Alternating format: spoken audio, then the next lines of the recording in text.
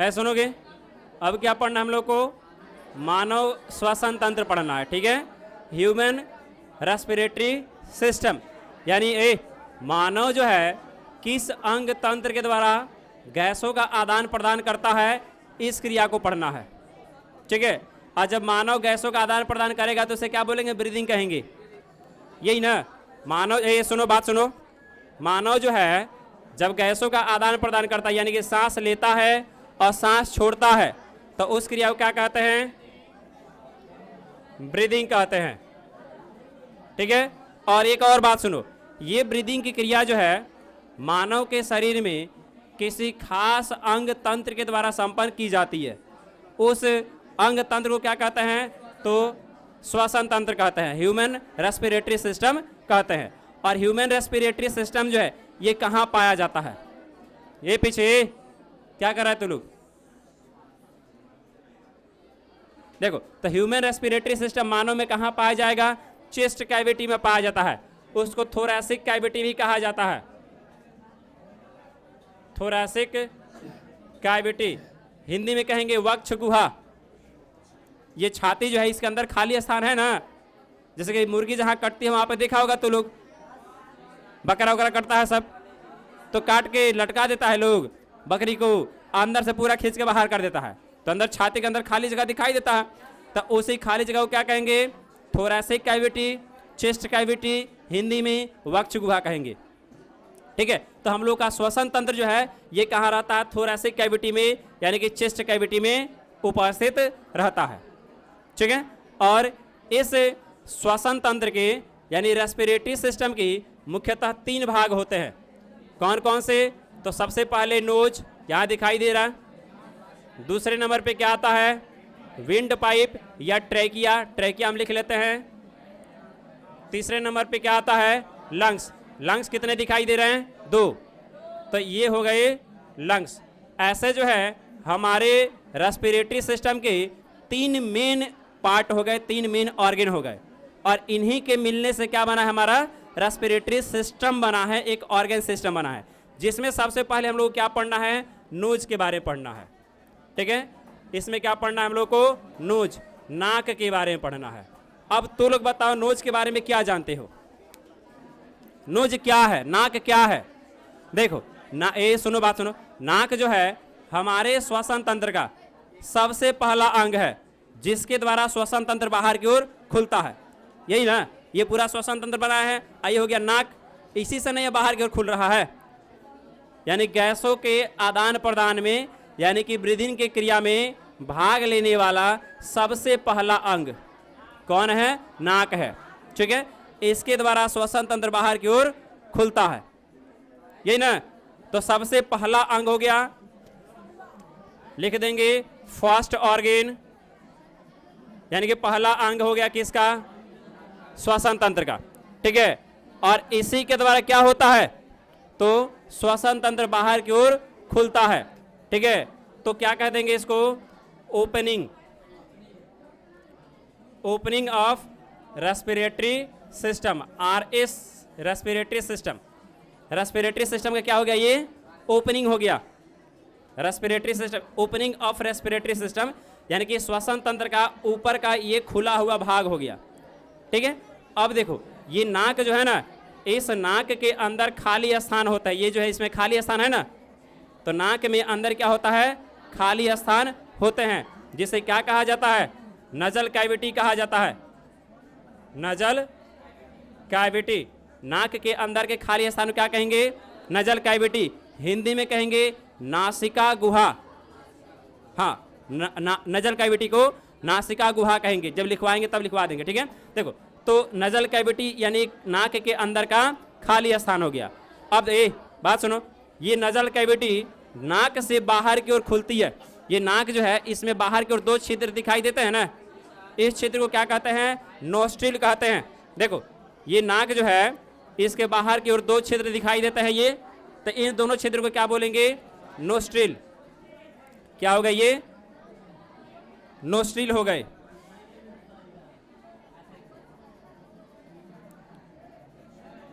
Nostril हो गया, ठीक है?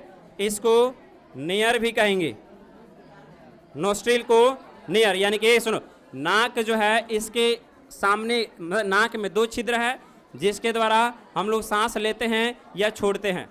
ठीक है, तो जो 2 छिद्र है, इन दोनों छिद्र को क्या कहा जाएगा? नोस्ट्रिल कहा जाएगा। ठीक है, अब देखो ये नोस्ट्रिल, अगर डायग्राम से देखते हो तो नाक का डायग्राम अगर बनाते हैं ऐसा होगा ना, जिसमें यहां पे क्या होता है? 2 छिद्र होते हैं,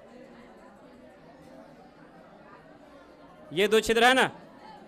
अब देखो, तो इन छिद्र को क्या कह दिया हमने? नोस्ट्रिल कह दिए। ठीक है, अब देखो दोनों नोस्ट्रिल के बीच में एक ये मुलायम सी परत होती है ना, जिसे क्या बोलते हैं? नजल सेप्टम कहते हैं। इसको, ये जो है इसे क्या बोलेंगे? Nasal septum. ठीक है, तो देखो यहां पे, तो नोस्ट्रिल क्या हो गई? नाक की, मतलब नोजल कैविटी जो है वो बाहर जब खुलेगी तो नोजल कैविटी की ओपनिंग जो है वो नोस्ट्रिल हो गई। और नोस्ट्रिल जो है 2 भाग में बटी हुई है, किसके द्वारा? नजल सेप्टम के द्वारा। कौन बजा रहा है जी?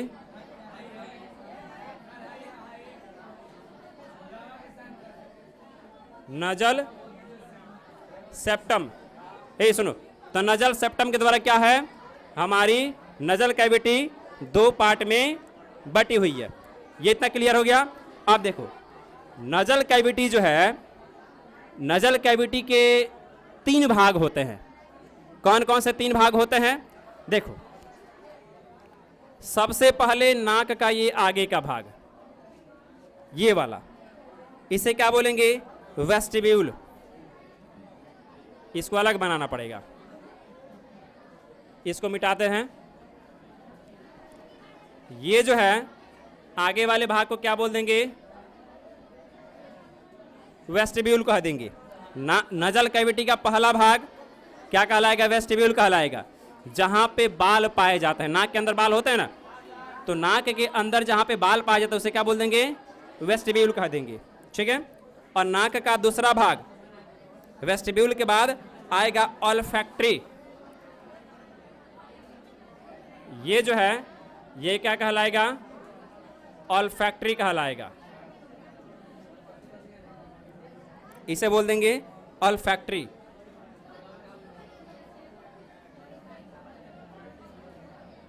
ठीक है, ये हो गया ऑल्फैक्टरी। और ऑल्फैक्टरी के बाद क्या आएगा? रेस्पिरेटरी। ये जो है ये क्या हो गया? रेस्पिरेटरी। तो ऐसे ही सुनो, नजल कैविटी के कितने भाग हो गए? 3। सबसे पहला वेस्टिब्यूल, दूसरा ऑल्फैक्टरी और तीसरा रेस्पिरेटरी। तो ऐसे इसके 3 भाग हो गए। ठीक है, अब इन तीनों भागों के अलग अलग काम होते हैं, जिसमें बोलो, जिसमें सबसे पहला वेस्टिब्यूल है। तो वेस्टिब्यूल जो है ये, इसको क्या कहेंगे कि नजल मतलब नजल चैम्बर या नजल कैविटी का सबसे पहला भाग है, जहां पे ये नोस्ट्रिल खुलते हैं। ये नोस्ट्रिल बताए ना, ये वाला, ये जो ओपनिंग है इसको नोस्ट्रिल कह रहे हैं। तो ये नोस्ट्रिल जहां खुलते हैं उसे क्या बोल दिए? वेस्टिब्यूल कह दिए। और वेस्टिब्यूल का आंतरिक सतह जो होता है उस पर क्या होते हैं? बाल पाए जाते हैं। और ये बाल क्या करते हैं? तो हमारे मतलब नाक में जब श्वसन करते हैं ना, तो श्वसन के टाइम पे मतलब कि सांस जब लेते हैं, इन ब्रीदिंग करते हैं या इनहेलेशन जब करते हैं, तो उस टाइम पे हवा के साथ कोई धूल कण, कोई रोगाणु अगर अंदर जाता है तो उसे ये वेस्टिब्यूल में पाए जाने वाले जो बाल हैं वो उसको रोक लेते हैं। ठीक है, तो वेस्टिब्यूल में क्या है? बाल है। वो बाल क्या करते हैं? तो सांस लेने के टाइम पे हवा के साथ अगर कोई धूल कण जाता है तो उसे वो रोक लेते हैं। ठीक है, और दूसरा देखो, ये ऑल्फैक्टरी है। ऑल्फैक्टरी क्या करता है? तो ऑल्फैक्टरी उस हवा के गंध को महसूस करता है। जैसे कि तुम लोग जब कहीं मान लो कि सफर कर रहे हो, अक्सर ऐसा होता है कि साइकिल से तुम जा रहे हो, ठीक है, और जा रहे हो तब तक मालूम पड़ा कि सड़क के किनारे कोई एनिमल मरा हुआ है, वहां से बहुत बैड स्मेल आ रहा है, ऑड स्मेल आ रहा है, गंदा गंध आ रहा है। जैसे ही गंदा गंध तुम्हारे नाक में आता है, तुरंत बिना सोचे समझे, तुम कुछ नहीं किए, बिना कहे तुम्हारा सांस लेने का क्रिया जो रुक जाता है कुछ समय के लिए। होता है ना, साइकिल चलाते तुम जा रहे हो, पैदल जा रहे हो, कहीं से तुम जा रहे हो, और जैसे ही गंदा गंध आता है तुरंत तुम्हारा सांस रुक जाता है, ठीक है, और फिर कुछ समय के बाद से नॉर्मल हो जाता है। यानी गंदे गंध को कौन समझा? ऑल्फैक्टरी। उसी तरह से कुछ अच्छा गंध उसको भी कौन समझा? ऑल्फैक्टरी। यानी कि गंध को महसूस करने वाला भाग कौन सा है? ऑल्फैक्टरी है, ठीक है। उसके बाद से एक बात समझो, अभी का टेम्परेचर हमारे शरीर का, नॉर्मल शरीर का टेम्परेचर कितना होता है? 37 डिग्री सेल्सियस, है ना, और बाहरी टेम्परेचर तुम्हारा 40 से ज़्यादा है। बाहर का टेम्परेचर जो है अभी ये 40 डिग्री सेल्सियस से ज़्यादा है। हमारे बॉडी का टेम्परेचर 37 और बाहर का टेम्परेचर 40 प्लस है, ठीक है। अब मान लो कि बाहर का टेम्परेचर 40 है तो हवाओं का भी टेम्परेचर 40 ही होगा, मतलब 40 डिग्री सेल्सियस ही होगा, तभी तो टेम्परेचर ज़्यादा माना जा रहा है। अब बताओ कि जब तुम सांस लोगे तो बाहर की गर्म हवा सीधे अगर फेफड़ा में चला जाए तो क्या होगा? फेफड़ा अंदर से सूख जाएगा, यही होगा ना। ये गर्म हवाएं अगर फेफड़ा में डायरेक्ट पहुंच जाए तो फेफड़ा अंदर से सूख जाएगा। सेम कंडीशन ठंडी के दिन में देखो, ठंडी के दिनों में बाहर का टेम्परेचर कम रहता है, और वो ठंडी हवा जो है अगर सीधे हमारी नाक के द्वारा होते हुए फेफड़ा में चली जाए तो फेफड़ा में ठंडी लग जाएगा, सांस नहीं ले पाएंगे। ऐसा होता है ना, मतलब ठंडी हवा अंदर जाती है? नहीं जाती है। गर्म हवा भी नहीं जाती है।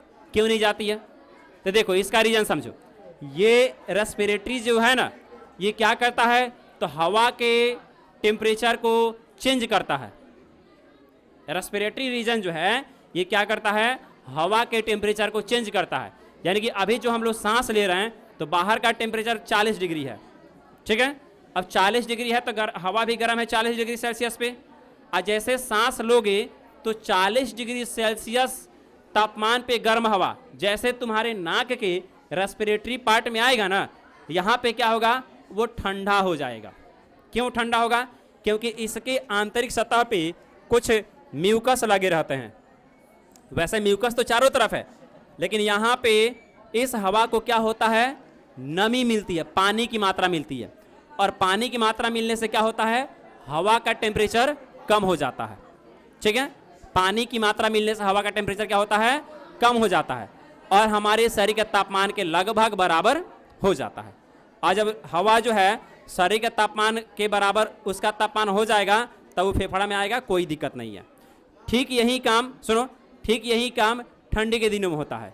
ठंडी के समय में क्या होता है कि हवा का टेम्परेचर कम होता है, क्योंकि हवा में नमी की मात्रा ज़्यादा होती है, पानी की मात्रा ज़्यादा होती है।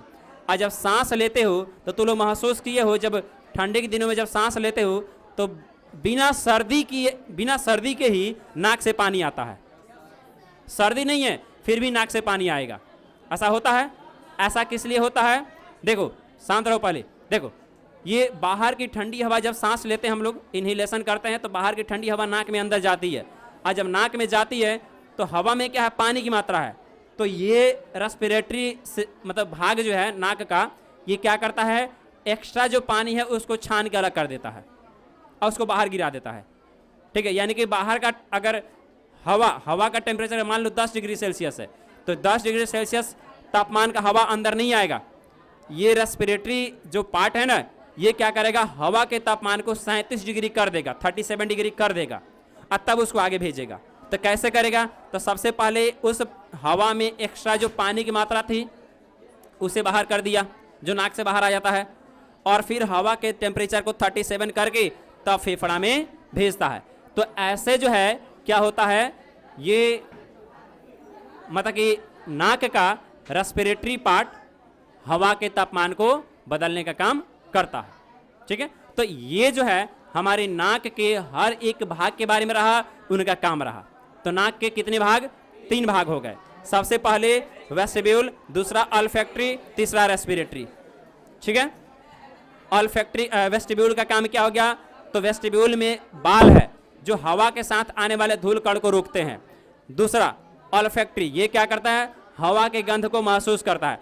तीसरा हवा के तापमान को बदलने का काम करता है। तो ऐसे जो है नाक के जो नजल कैविटी है, नाक के अंदर का जो गुहा है, उसके 3 भाग हुए और तीनों के अलग अलग काम हो गए। और नाक के बारे में तुम्हारे 10th क्लास के सिलेबस में जितना पढ़ना था उतना हम समझा दिए हैं। अब